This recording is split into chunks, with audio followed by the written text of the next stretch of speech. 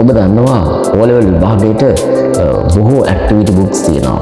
Pass paper books, model paper books, එතකොට ARD වශයෙන් grammar based activities තියෙන බොහෝ මැටීරියල්ස් ඔබට වෙළඳපොළෙන් ලබා ගන්න පුළුවන්. නමුත් O level විභාගයේ question number 11 close passages වෙනුවෙන්ම ලියුණ ටක් ඔබට ලබා ගන්න වෙළඳපොළේ බොහෝ විට බොහොම අඩුපාඩුවක් තියෙනවා, හිගයක් තියෙනවා. ඔබ දන්නවා මගේ බ්ලොග් සයිට් එක බොහොම ජනප්‍රියයි jjsajay.blogspot.com කියන බ්ලොග් සයිට් එක වෙනකොට මිලියන 2ක් පමණ දෙනා මෙම බ්ලොග් එක යූස් කරනවා. both teachers and students දෙගොල්ලෝම මේකේ එක පේජ් එකක්ම වෙන් කරලා තියෙන close passages වලට. ඉතින් මේකෙදි ගොඩක් මගෙන් විවිධ ගුරුවරු සහ ශිෂ්‍යයෝ ඉල්ලීමක් කළා close passages වලට පුළුවන් නම් පොඩි බුක්ලට් එකක් හදලා දෙන්න කියලා. ඒ අනුව යමින් මෑතකදී close passage practice book එක බිහි වෙනවා. මේක මම සකස් කරලා තියෙන්නේ කොටස් 3කින් simple to complex. එතකොට මේකේ තියෙනවා සාමාන්‍ය close passages, ඊළඟට තියෙනවා practice activities, short practice activities කියලා කොටසක් සහ warm up activities. ඒක memory test එකක් විදිහට ඔබට භාවිත කරන්න පුළුවන්. warm up activities ටික මම දාලා තියෙන්නේ book එකේ අගට වෙන්න කෙළවරට වෙන්න ඔබට දක්නට පුළුවන් වීඩියෝ එකේ. ඒ වගේම සාමාන්‍ය normal close passages ටික පොතේ මුලට වෙන්න තියෙනවා. ඉතින් මේ activities ඊටාම විවිධාකාරී activities එකේ දක්වන ලැබෙන විශේෂත්වයකුත් තියෙනවා.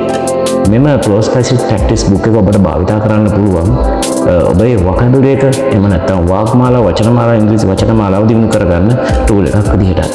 සෑම activity එකකම තියෙන phrases, special phrases and other words විවිධ වචන activity එකට යටින් ළමයින්ට කියවලා බලන්න සහ තමන්ගේ vocabulary එක දියුණු කරගන්න භාවිතා කරන්න පුළුවන් විදිහට සිංහල meaning එකත් එක්කම දීලා තියෙනවා. ඉතින් ගුරුවරයෙකුට පුළුවන් close passage එක දරුවාට practice කරාට පස්සේ අවශ්‍ය නම් පසුව ඒ වචන dictation වලට එහෙම නැත්නම් දරුවගේ vocabulary එක build up කරන්න භාවිතා කරන්නත් පුළුවන්.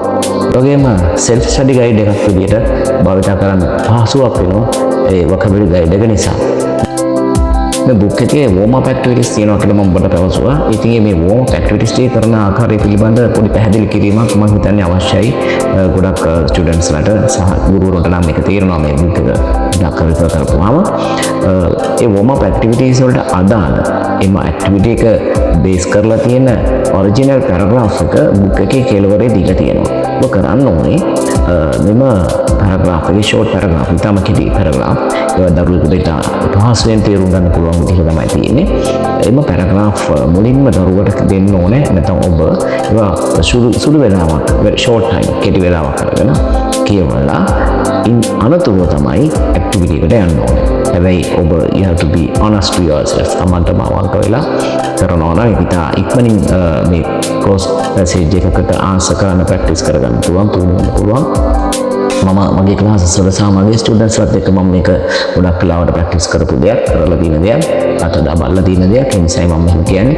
ඉතින් ඔබ අවංකවම අර මුලින්ම original paragraph එක හොඳට කියවලා හිතට අරගෙන ඊට පස්සේ එකෙන් බේස් කරලා තියෙන activity එකට ගියාම ඔබට තේරෙනවා මොකක්ද වෙන්න ඕනේ, මොන වගේ තැනකට අවශ්‍ය වචනයක්ද අයින් කරලා තියෙන්නේ, කොහොමද මේ වචනේ එතෙන් insert වෙන්න ඕනේ කියන එක ඔබට වැටහීමක් තියෙනවා. මොකද original paragraph එක කියවලා තියෙන නිසා. ඉන්න අනතුරුව ඔබට පුළුවන් අර short practice වලට දරුවව අරගෙන යන්න. එහෙම නැත්නම් ඔබට short practice paragraph ටිකට යන්න පුළුවන්. ඒවා ඉතා කෙටි blanks 10කට වඩා අඩු ප්‍රමාණයේ කෙටි activities තමයි short practice activities වල තියෙන්නේ. And after that ඊට පස්සේ යම් කාලයක් ගත වෙනවා මේ වැඩ ටික කරලා ඉවර කරන්න. ඔබට අවසානයේ පුළුවන් original එහෙම නැත්නම් normal close passages වලට යන්න. ටිකක් complex ඒවා තියෙනවා, challenging ඒවා ටිකක් මම include කරලා තියෙනවා. ඒ activities වලට යන්න පුළුවන්. ඉතින් මේ book එක නිවැරදිව භාවිත කිරීමෙන් මම හිතනවා බොහෝ දරුවන් ඒ වගේම ගුරුවරුන්ට හොඳ රිසෝස් එකක් වෙවි. passages practice cannot be taught. මේ උගන්වන්න බෑ. close passage එකක් කරන්නේ කොහොමද කියන එක උගන්වන්න බෑ. ඒක සම්පූර්ණයෙන්ම ඔබගේ භාෂා දැනුම පිළිබඳ ටෙස්ට් එකක්. භාෂා දැනුම ඒ කියන්නේ grammar ඒ වගේම vocabulary පිළිබඳ ඔබගේ වචන මාලාව පිළිබඳ ඔබගේ දැනුම මත තමයි close passage එකක් හරියට කරන්න කොහොමද කියන එක තීරණය වෙන්නේ. ඒ වගේම it involves intense brain work. ඒකට ගොඩක් ඔබට වෙහෙසක් දරන්න වෙනවා. මානසික වෙහෙසක් දරන්න වෙනවා close passage එකට attempt එකක් දීලා සාර්ථකව close passage එකක් කරගන්න. ඉතින් හොඳම දේ තමයි බොහෝ activities, විවිධාකාරයේ activities, simple activities, අර warm up activities කොටස දින විදිහට ඔබ practice කරනවා නම් නිතර close passages එච්චර අමාරු වෙන්නේ නැහැ. ඉතින් ඒක ඉතා බොහොම ආසාවෙන් කරන්න පුළුවන් වැඩක්. ඔබට මේ close passage practice book එක ගෙන්න ගන්න පුළුවන් පහසුවෙන්ම ගෙදරටම. කොහොමද?